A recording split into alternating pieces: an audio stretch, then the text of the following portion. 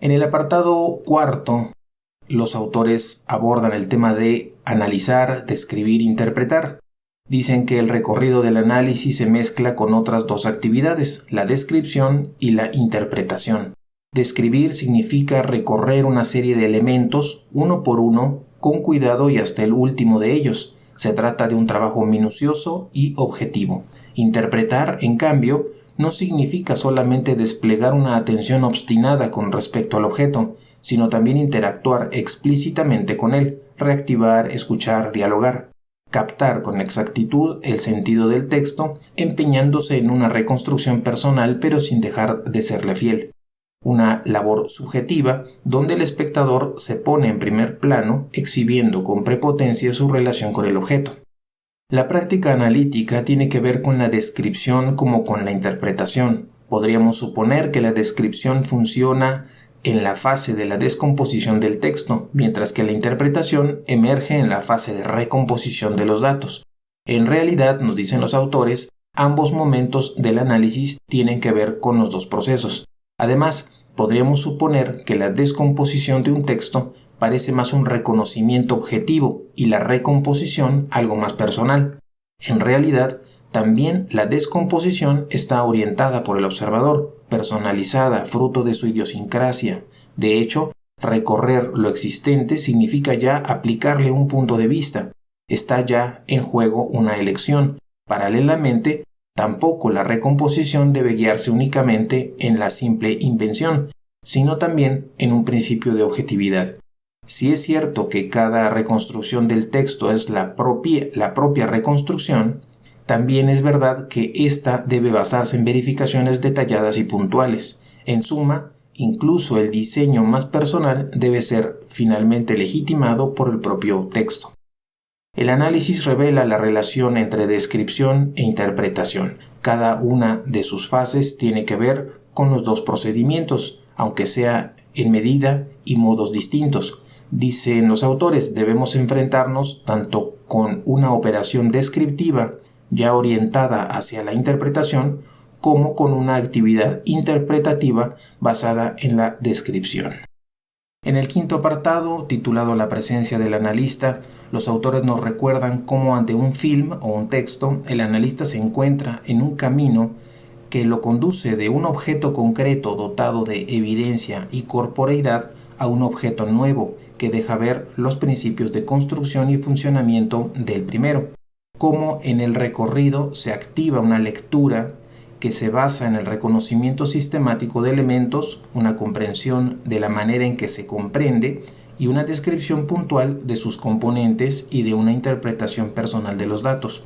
Más que por un distanciamiento con el objeto, el análisis está marcado por dos factores identificables con la presencia del observador: la preconcepción del texto y la hipótesis explorativa. En primer lugar, sobre el análisis pesa la comprensión preliminar que se tiene del texto, el grado y el tipo de conocimiento que se poseen antes de empezar a trabajar con él. A partir de este conocimiento empieza la indagación y sobre él se apoya el ejercicio de lectura, ya sea para alimentarlo o anularlo en una comprensión más amplia y meditada. En segundo lugar, sobre el análisis pesa la presencia de una hipótesis explorativa, la existencia de una prefiguración de aquello que será, o mejor, podría ser, el resultado del reconocimiento. Estos son todos estos saberes previos antes de empezar el trabajo, una imagen normativa del punto al que pretende acceder y basar su trabajo en la necesidad de verificar, profundizar y, si se da el caso, corregir esta intuición de partida. Esta hipótesis explorativa, nos dicen los autores, es guía de este análisis, pero no debe vincularlo. La descomposición y recomposición del texto, confrontado con la riqueza y concreción de los datos, pondrá a prueba, rediseñará y quizá destruirá el proyecto inicial del analista. En el análisis existe desde el principio una presencia idiosincrática del observador, aunque el analista tenga una idea hecha del texto y de lo que puede encontrarse, deberá confrontarse continuamente con la puntualidad y la objetividad de las verificaciones. La hipótesis explorativa orienta, otorga un cierto objetivo, hace asumir una determinada marcha al análisis.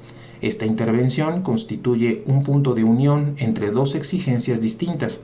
Por un lado, otorga propiedad y funcionalidad a los movimientos emprendidos y por otro lado, compararse con datos que van apareciendo. El análisis aparece constantemente suspendido entre la posibilidad y la clausura, buscando un compromiso entre dos exigencias: ser fiel al texto, no traicionarlo y llegar a conseguir un principio explicativo.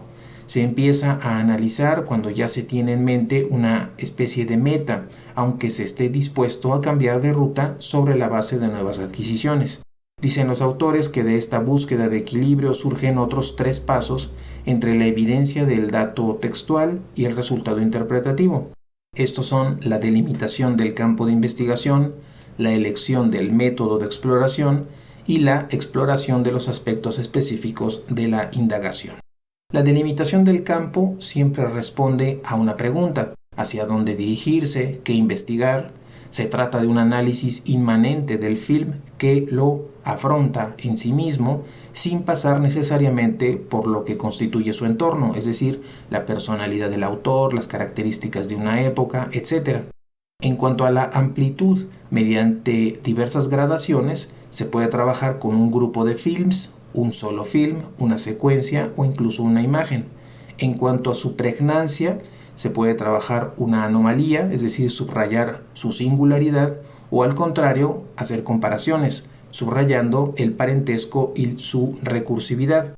En cuanto a la extensibilidad, se puede trabajar de lo pequeño a lo grande, aplicando procedimientos de generalización, es decir, trasladando los resultados de una porción del film al propio film o a un conjunto de films, o bien partir de lo grande a lo pequeño, aplicando procedimientos de ejemplificación, es decir, controlando si los resultados reunidos de un film o conjunto de films son también válidos para cada una de sus partes y para cada uno de los miembros del conjunto. Lo que hay que subrayar, dicen los autores, en cada caso es el modo en que cada una de estas elecciones justifica según finalidades precisas y orienta ya el análisis desde el principio. La elección del método, es decir, dentro del análisis inmanente, puede ser mediante los instrumentos de la semiótica, que considera al film como un texto o conjunto ordenado de signos que construye otro mundo y que establece interacciones entre destinador y destinatario. La sociología, considerando el film como una representación más o menos completa del mundo, como espejo y modelo de lo social. El instrumento del psicoanálisis, primero puede ser tomando a los personajes puestos en escena como personajes reales, con pulsiones y complejos. En segundo, como un texto onírico para entresacar pulsiones y complejos del autor. O una tercera posibilidad es afrontando el mecanismo fílmico en sí mismo.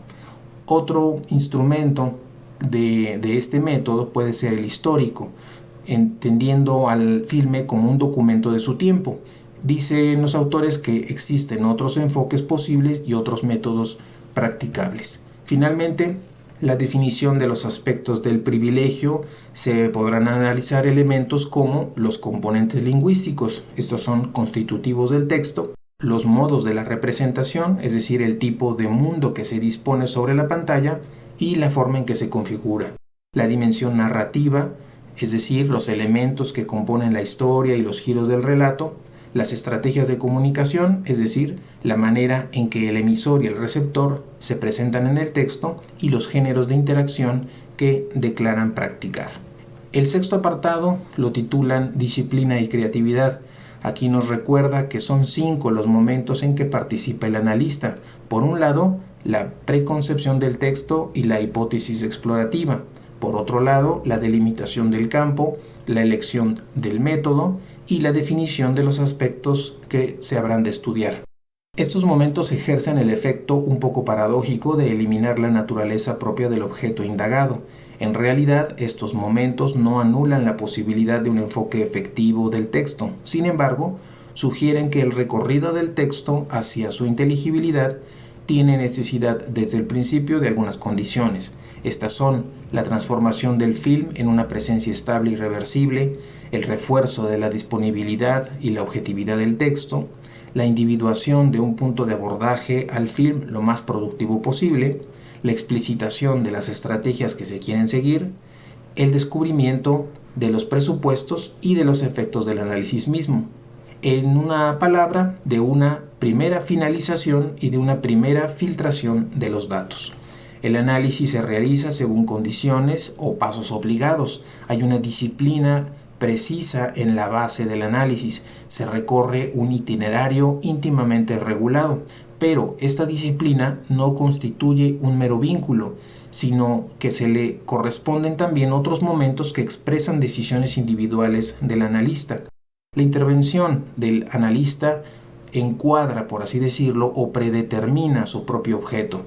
Si es cierto que el recorrido está regulado y estrechamente regulado, también es cierto que se abre a la libertad del análisis, es decir, de su creatividad. Por un lado, una disciplina, que esto convierte al análisis en una labor científica, y por otro, una creatividad, el análisis como una forma de trabajo artístico. Una cosa no se da sin la otra, nos dicen los autores. Existe un vínculo entre los dos componentes que garantizan exactitud y productividad de los resultados, consiguiendo por procedimientos recurrentes y adquisiciones completamente personales. Este vínculo explica la conformidad y la unicidad del objeto final de la película que estamos analizando. Disponemos de un hilo tendido entre dos polos, difracciones, superficies que no concuerdan del todo. Es aquí, en esta encrucijada, donde el análisis se juega su propio destino. Hasta aquí la reseña al capítulo primero del libro Cómo analizar un film de Francesco Cassetti y Federico Di Chio.